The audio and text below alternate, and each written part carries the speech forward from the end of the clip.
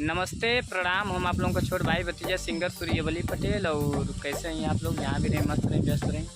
और देखल जाए आज हम कहाँ आयल हैं, भैया लोग खुद बताइए। और देखल जाए ये हमारे बड़े भाई हैं।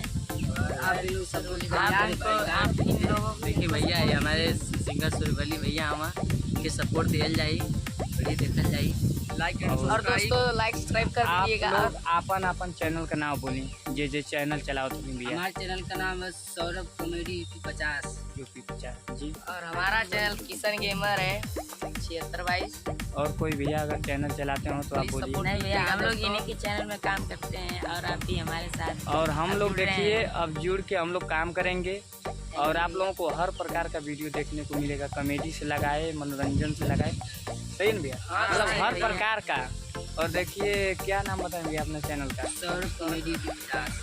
तो हम लोगों का वीडियो मतलब तीनों चारों चैनल पे आएंगे और आप लोगों को हर वीडियो हम कम्युनिटी लगा दिया करेंगे। तो ठीक है दोस्तों, जय हिंद, जय भोजपुरिया समाज।